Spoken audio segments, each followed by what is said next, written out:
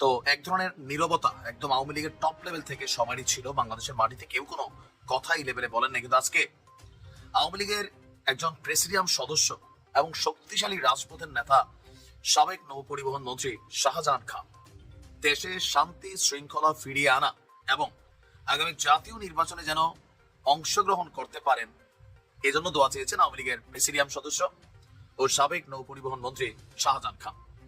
কারাগার থেকে সন্ত্রাসীদের হাত থেকে নিরাপদে আছেন বলেও তিনি মন্তব্য করেছেন।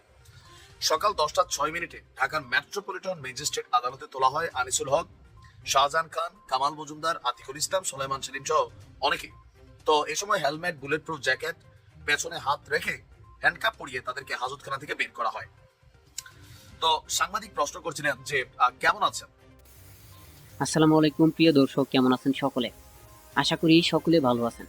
বাংলাদেশে যে উত্তেজিত রাজনৈতিক প্রেক্ষাপট এবং যে পরিস্থিতি চলতেছে তারই আলোকে বিশেষ আজকের এই গুরুত্বপূর্ণ ভিডিও, যার মধ্য থেকে নাইম স্যার বেশ কিছু কথাবার্তা বলল বাংলাদেশ বর্তমান উপদেষ্টা এবং সমন্বয়ক ডক্টর ইউনূসকে নিয়েও, যার মধ্য থেকে শেখ হাসিনা বাংলাদেশে আসতে যাচ্ছে সেটি নিয়েও কথাবার্তা বলেছে। আশা করি ভিডিওর শুরুতে বিশেষ অংশ দেখে বুঝতে পেরেছেন আজকের ভিডিওটা কতটা গুরুত্বপূর্ণ এবং কিভাবে এই বিষয়টাকে ইঙ্গিত করেছে। তাই বলি আপনি যদি ভিডিওটি চালু দিয়ে থাকেন অবশ্য না টেনে ভিডিওটি শেষ পর্যন্ত দেখবেন বা দেখার অনুরোধ রইল। আর সেই সাথে আপনি যদি আমাদের চ্যানেলে নতুন হয়ে থাকেন তাহলে অবশ্যই ভিডিওটি লাইক, চ্যানেলটি সাবস্ক্রাইব করে সাথে থাকবেন, কারণ যাতে করে আপনি এরকম লেটেস্ট আপডেট নিউজ সবার আগে পেয়ে যাবেন। আর ইতিমধ্যে আপনি যদি সাবস্ক্রাইব করে থাকেন তাহলে আপনাকে অসংখ্য ধন্যবাদ। আমরা কথা না বাড়িয়ে চলে যাই সেই কাঙ্ক্ষিত নিউজ স্ক্রিনে। আমি নিশ্চিত যে এই নিউজটা দেখার পরে অথবা এই বক্তব্যগুলো শোনার পরে জাতীয় নাগরিক পার্টি সমন্বয়ক, তারপর হচ্ছে ধরেন ডক্টর ইউনূস অথবা এই সরকারের যারা আছেন তারা সকলে এক ধরনের টেনশনে পড়ে গেছেন যে এদের বিচার কি করা যায়। যে ভয়ে দিনরাত তাদের একটা সময় কাটছে, আওয়ামী লীগ ফিরে আসবে, আওয়ামী লীগ আবার ইমপ্লিমেন্ট হবে।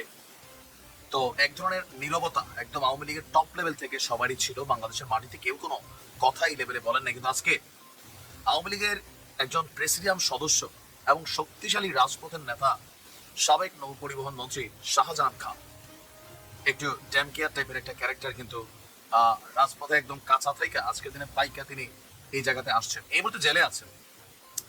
বাট আজকে আদালত থেকে একটা বার্তা দিয়েছেন, যে বার্তায় মোটামুটি সবার কাছে আশ্চর্য লাগলেও আওয়ামী লীগের যারা নেতাকর্মীরা আছেন অনেকেই উজ্জীবিত হয়েছেন। কারাগার থেকে মুক্তি পেয়ে দেশে শান্তি শৃঙ্খলা ফিরিয়ে আনা এবং আগামী জাতীয় নির্বাচনে যেন অংশগ্রহণ করতে পারেন এজন্য দোয়া চেয়েছেন আওয়ামী লীগের প্রেসিডিয়াম সদস্য ও সাবেক নৌপরিবহন মন্ত্রী শাহজাহান খান। কারাগার থেকে সন্ত্রাসীদের হাত থেকে নিরাপদে আছেন বলেও তিনি মন্তব্য করেছেন। আজকে সকালে বৈষম্য বিরোধী ছাত্র আন্দোলনে রাজধানীর যাত্রাবাড়ি থানায় হত্যা মামলায় গ্রেপ্তার দেখানোর বিষয়ে শুনানির আগে তো আদালতে তোলার সময় এসব কথা বলেছেন নৌপরিবহন মন্ত্রী শাহজাহান খান। সকাল 10টা 6 মিনিটে ঢাকার মেট্রোপলিটন ম্যাজিস্ট্রেট আদালতে তোলা হয় আনিসুল হক, শাহজাহান খান, কামাল মজুমদার, আতিকুল ইসলাম, সোলাইমান সেলিম সহ অনেকে। তো এ সময় হেলমেট, বুলেট প্রুফ জ্যাকেট, পেছনে হাত রেখে হ্যান্ডকাপ পরিয়ে তাদেরকে হাজতখানা থেকে বের করা হয়। তো সাংবাদিক প্রশ্ন করছিলেন যে কেমন আছেন? তো তিনি বলছেন, আছি তোমাদের দোয়ায়, দোয়া করবা আমার জন্য। তো সাংবাদিকের প্রশ্ন ছিল যে কি দোয়া করবে? উত্তরে শাহজাহান খান বলছেন যে দোয়া করবা যেন তাড়াতাড়ি জেল থেকে মুক্তি পাই এবং দেশে শান্তি শৃঙ্খলা কিভাবে ফিরিয়ে আনতে পারি সেটা নিয়ে দোয়া করবা, এবং আগামী নির্বাচনে কিভাবে অংশগ্রহণ করতে পারি এই সমস্ত বিষয়ে দোয়া করবা। তো সাংবাদিক বলছেন, সময় বলছে আপনারা দেশের 12টা বাজিয়েছেন। তো শাহজাহান খান বলছেন, আমরা 12টা বাজিয়েছি না, কারা বাজিয়েছি এটা সামনেই প্রমাণিত হবে। এরপর তাদের আবার কাঠগড়ায় ওঠানো হয়, তাদেরকে সেখানে যতটুকু হাজত করার উদ্দেশ্যে নিয়ে যাওয়া হয়। আচ্ছা, তো আরেক সাংবাদিক আবার তাকে জিজ্ঞেস করেন, আপনি এত হাসেন কেন? শাহজাহান খান বলছেন, আমি সবসময় হাসি, মৃত্যুর আগ পর্যন্ত আমি হাসবো। কারাগারে খুব ভালো আছি, সন্ত্রাসীদের হাত থেকে নিরাপদে আছি। এরপরে তার আর বক্তব্য এখানে আসে নাই। তার মানে আওয়ামী লীগকে নিয়ে যারা চিন্তা ভাবনা করছেন, আওয়ামী লীগের যারা ঊর্ধ্বতন নেতারা আছেন, প্রেসিডিয়াম সদস্য অথবা আরো এরকম বড় বড় পদে থাকা মানুষদের মেন্টালিটি কি পরিমাণ শক্ত বুঝতে পারছেন?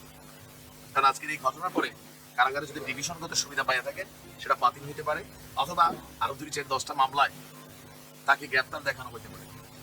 স্বপ্ন, অনেক বড় স্বপ্ন দেখছেন শাহজাহান খান, বাট তার এই স্বপ্ন বাকিদের জন্য দুঃস্বপ্ন হিসেবে কাজ করবে।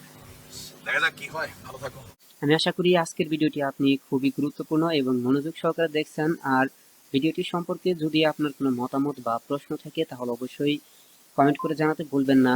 আমরা আজকের ভিডিওটি এখানেই শেষ করতে যাচ্ছি। আবার দেখা হবে পরবর্তী লেটেস্ট নিউজে। আর এরকম আপডেট নিউজ প্রত্যেক দিন পেতে অবশ্যই আমাদের চ্যানেলে চোখ রাখবেন। সাবস্ক্রাইব করে বেল আইকনটি অন করে দিবেন যাতে করে প্রতিদিন এরকম লেটেস্ট আপডেট নিউজ সবার আগে পেয়ে যান আপনি। আজকের ভিডিও আমরা এখানেই শেষ করছি। এতক্ষণ সাথে থাকার জন্য আপনাকে অসংখ্য অসংখ্য ধন্যবাদ। দেখা হবে পরবর্তী লেটেস্ট আপডেট নিউজ এর সঙ্গে।